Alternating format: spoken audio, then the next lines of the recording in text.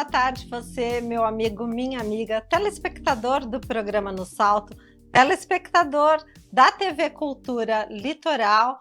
Uma honra tê-los aqui na nossa audiência e hoje, novamente, um programa de negócios de muito interesse aqui para a nossa região. Nós vamos falar do maior equipamento logístico da América Latina. Santos, um PIB mais ou menos de 20 bilhões, Guarujá, um PIB em torno de 10 bilhões.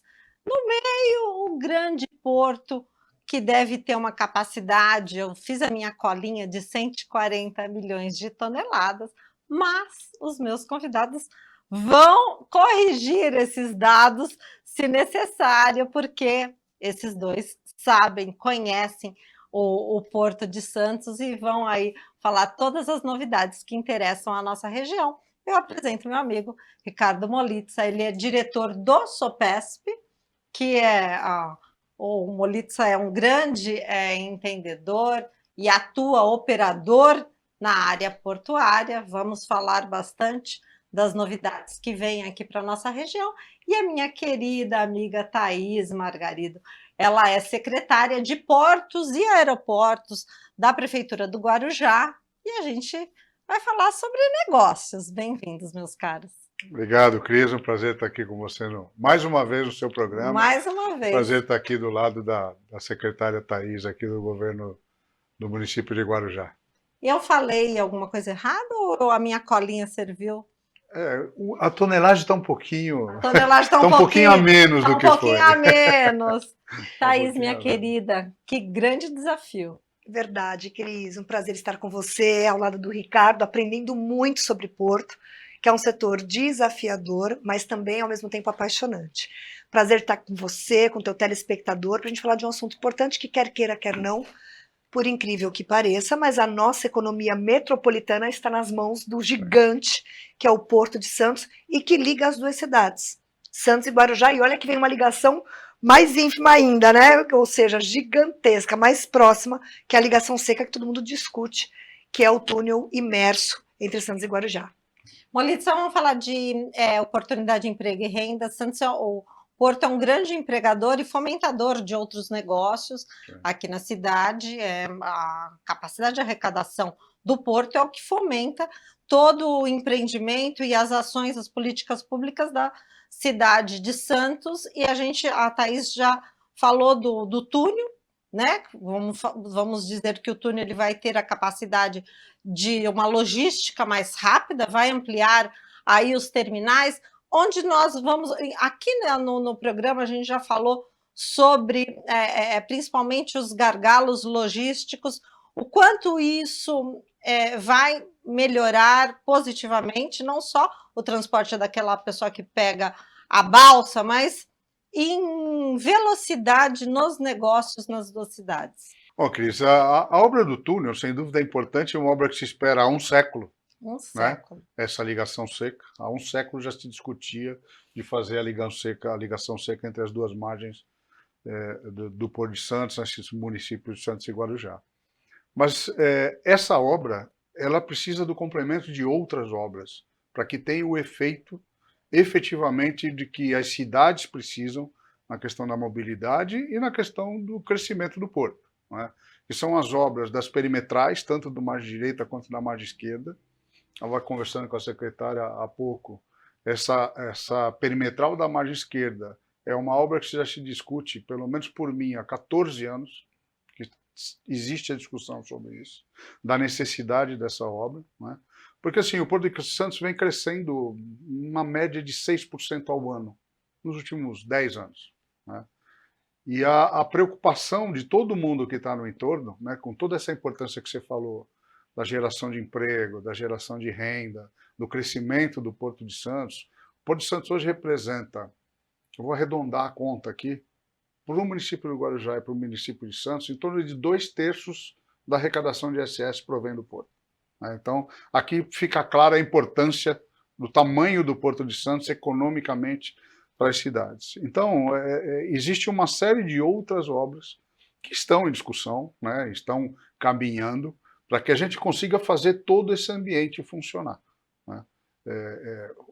sem dúvida, a ligação seca é importante, até pela história que ela tem, né, da necessidade de você ter uma ligação, uma mobilidade muito melhor, né, porque hoje a gente tem um problema de mobilidade em Santos, tem um problema de mobilidade no Guarujá, e tem um problema de mobilidade quando você precisa ir de um lado para o outro. E na estrada. Né? Na estrada, na balsa, hoje é problemático, você tem problemas aí. Então, o túnel acho que vem resolver uma parte dessa equação, né? Mas nós temos outras obras que são também tão importantes quanto, para a gente consiga criar, né, um movimento logístico muito mais adequado ao que o porto movimenta hoje, né, e que dê tranquilidade para a mobilidade das cidades. Thaís, quando a gente fala do túnel, e quem lembra a cidade da Praia Grande, quando ainda não tinha a ponte do Mar Pequeno. Eu moro em Praia Grande, escuto as pessoas comentarem que não existia desenvolvimento, porque não existia como ter acesso. Agora você vai ter um acesso seco, rápido, que vai desenvolver todo o entorno, não só a tua pasta, que é a pasta específica de portos e aeroportos, mas qual eu acredito que o Guarujá vai se transformar completamente. Com certeza, Cris. Como moradora do Guarujá que sou, para nós que durante muitos anos sempre ou estudou em Santos ou trabalha na cidade de Santos, ficava refém de uma única travessia por mar, que é o sistema de travessia de balsas. E a segunda alternativa era a estrada, que a gente leva em torno de meia hora para chegar até Santos, 40 minutos, se a gente não fica parado às vezes na entrada da cidade. Com a ligação seca é uma alternativa a mais para quem mora na cidade do Guarujá, chegar de forma mais rápida à cidade de Santos. Com certeza, diante dessa grandiosidade, já se começa uma especulação de valorização do próprio Guarujá. Isso. Tanto da especulação imobiliária. Quantos santistas a gente sempre ouviu querem morar no Guarujá, mas o problema é a balsa. Por conta das praias, que até hoje ainda é o cunho da cidade turística, pelas belas praias que tem, isso a gente não pode negar.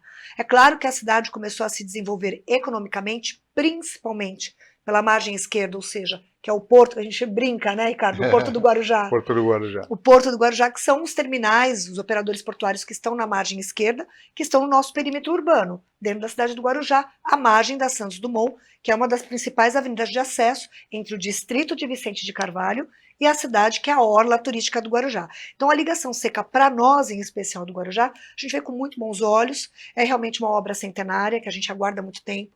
Para o morador do Guarujá é excepcional, quem ainda estuda, faz faculdade em Santos, quem trabalha em Santos, as cidades são interligadas já naturalmente. A ligação seca vem facilitar esse acesso como mais uma alternativa. Então isso para nós é muito bem-vindo. Em relação ao porto, eu estava aprendendo com o Ricardo, a gente discutindo essa questão de mobilidade, principalmente na logística portuária, falando sobre o tráfego de caminhões no túnel. Isso vai ajudar? E ele comentando, olha, Thaís, os grandes operadores na margem que você está são de granéis, que geralmente vêm por ferrovia, quando vem no caminhão, fica no silo. Enfim, a gente começou a discutir qual a benfeitoria, o reflexo positivo do túnel em relação à mobilidade portuária, porque hoje o Guarujá sofre, nós estamos praticamente estrangulados no modal rodoviário, que são os caminhões que utilizam ainda essa Avenida Santos Dumont, que é a via de acesso para o morador de Vicente de Carvalho, para o centro da cidade, para outras localidades, até mesmo se ele quiser vir para Santos de carro. Ele é obrigado a sair de Vicente Carvalho, pega essa avenida Santos Dumont, que margeia a Cônego Domênico Rangoni, para entrar na cidade, para pegar a Adhemar de Barros, que é a que liga na Balsa. Vai ter a alternativa perto da casa dele, no centro de Vicente Carvalho, na 14 bis. Mas é claro que para tudo isso, e eu estava conversando com o Ricardo há pouco, que cabe enquanto a municipalidade, Cris, estudar o impacto positivo, mas também o negativo. Então, se hoje eu tenho um problema de mobilidade na cidade, que a gente está procurando desafogar os entroncamentos, como é que vai ser isso no futuro? Temos um estudo específico, um relatório de impacto de trânsito, que é o que a gente espera que venha agora com a concessão, o vencedor da licitação, traga, com certeza, todos os estudos específicos. Estudo de impacto de vizinhança, o relatório de impacto de trânsito, o IRIMA. Então, para que a gente realmente entenda o impacto da obra. E a cidade, ela tem que trabalhar, Cris, em consonância assim, com o Porto.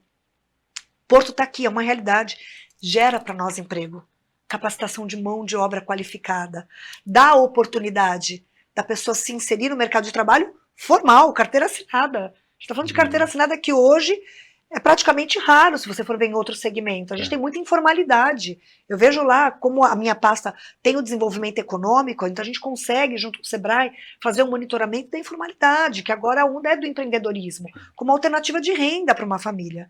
Então, o Porto, para nós, é muito importante e a gente quer unir esforços, a iniciativa privada com a pública, para a gente expandir e fazer com que o Porto ainda continue sendo o maior da América Latina em operações. Em crescimento. Então o Guarujá está dizendo assim, ó, estamos aqui, o que nós precisamos? O Ricardo falou, Thaís, vamos juntos voltar pela segunda fase da perimetral, que está dentro de um desenho da ligação seca. Porque não adianta fazer o túnel e você não ter acesso. É né? isso. Porque daí o cara vai parar lá na Imigrantes e vai parar da Imigrantes até o Guarujá. Daí o que era bom, nada tá tão ruim como que não possa piorar. Daí o que era bom acaba não sendo bom. É lógico, eu tenho certeza que esse projeto, sendo tocado pelo governador Tarcísio, não é isso? Sim. Ele é um cara da área, ele sabe, né, tocar a infraestrutura, tenha os acessos. Agora, com relação especificamente o porto e a logística, como chegar toda a produção do Brasil no porto, a grande parte, a maior parte, para que possamos exportar. Molitza, como que não temos um bolsão de caminhões? Eu acho isso uma coisa, ou na Serra, ou em Cubatão, ter lá uma área bacana para o cara tomar um banho, comer, um shopping, um negócio legal para ele recarregar ali a bateria do celular, uma coisa digna, honesta, e desenvolvida como há em vários outros países. Por que a gente não tem isso? O cara fica lá, sabe, desmaiando dentro do sol, dentro do caminhão na fila. Olha, a gente tem algumas alternativas de bolsão, principalmente para o transporte do granel.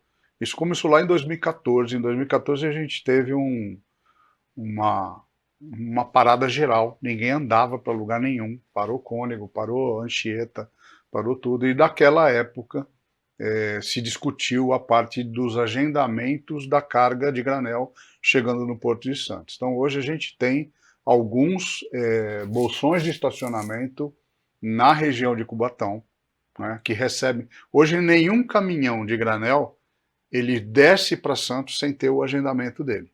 Porque ele tem, cada terminal hoje ele tem uma quantidade de caminhões possíveis a serem recebidas por dia nesses estacionamentos e uma capacidade de recebimento a cada 24 horas no terminal. Então isso tudo é muito bem controlado hoje, inclusive com a participação da autoridade portuária, né? Agora, é óbvio que com o crescimento do porto a gente precisa expandir isso. Existe uma discussão, né, de uma nova área de estacionamento, vai ter até uma audiência pública agora nos próximos dias, né, que é da Ilha do Tatu, se não me engano, aqui do lado do Bolsão 8 ali, né, é uma das alternativas sendo discutidas, mas assim, é algo que precisa ser desenvolvido, mas a gente lá em 2014 tomou essa decisão para poder continuar seguindo em frente com o crescimento do porto. Quem pega a rodovia Anchieta para vir para Santos não vê essa evolução. A gente ainda acha que estamos sem esse bolsão e ainda estamos sentindo esse trânsito horrível e a impressão que dá é que não tem organização. Mas a gente vai falar mais um pouquinho, passamos até do tempo do intervalo, é só o tempo de você tomar uma aguinha, a gente já vem falar mais sobre isso com o Molitza e com a Thaís.